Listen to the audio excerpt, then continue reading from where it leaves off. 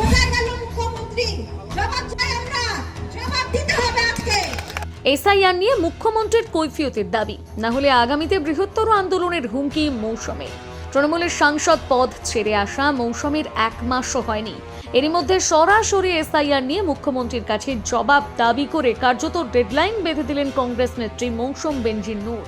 SIR এর নামে সাধারণ মানুষকে হয়রানি এবং বিজেপি ও তৃণমূলের ষড়যন্ত্রের প্রতিবাদে আজ মালদহ শহরের গান্ধী মূর্তির পাদদেশে অবস্থান বিক্ষোভ ও ডিএম অফিস ঘেরাও কর্মসূচি ছিল জেলা কংগ্রেসের।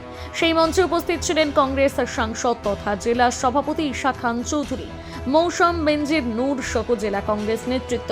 এই ভরা মঞ্চে বক্তব্য রাখতে গিয়ে মৌসুম বেনজির নূর জানান, আমি এসআইআর হতে দেব না, কি বলেছিলেন তো যে এসআইআর হতে দিব না। তারপর কি হলো? এসআইআর কে করছে? ওনাদেরই প্রশাসন করছে, রাজ্য সরকারের প্রশাসন করছে। কোথায় গেল মুখ্যমন্ত্রী?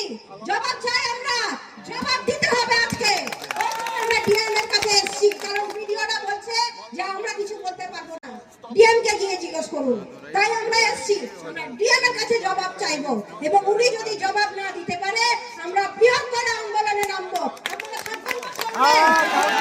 আপনাদেরকে থাকতে হবে, কারণ এটা আমাদের লড়াই শুধু না, এটা আপনাদের লড়াই, আমাদের লড়াই, সাধারণ মানুষের লড়াই। যে সাধারণ মানুষকে হয়রানি করা হচ্ছে, কত গরিব মানুষ, সাধারণ খেটে মানুষ, খেটে খাওয়া মানুষ, তারা কাজে যেতে পারছে না, তাদেরকে লাইনে দাঁড়িয়ে থাকতে হচ্ছে। আমরা কত জায়গায় দেখেছি সকাল 9টা থেকে রাত 10টা অবধি লাইনে দাঁড়িয়ে আছে। এটা কি হচ্ছে? এটা ভারতবর্ষের মানুষের সঙ্গে এই ধরনের অত্যাচার কিভাবে করতে পারে সরকার? আমরা কি বাংলাদেশি না আমরা কি রোহিঙ্গা?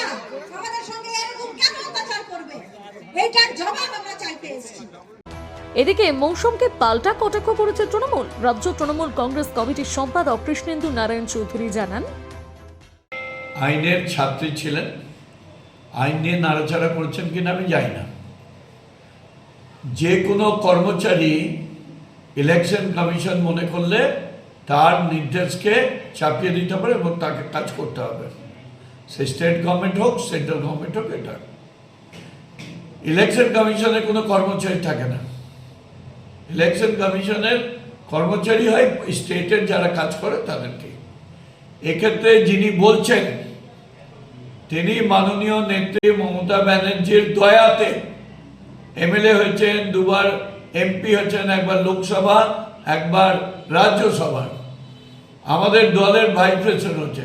এতদিন পর উনার ঘুম কাটলো যেটা মুখ্যমন্ত্রীর জব চাই, তখন তো তিনি গিয়ে মুখ্যমন্ত্রীর কাছ থেকে নিজের স্বার্থগুলো সিদ্ধি করে দিতেন।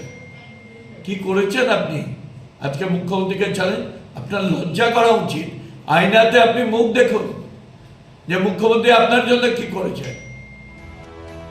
মালদা থেকে পরিতোষ সরকারের প্রতিবেদন, নিউজ টুডে।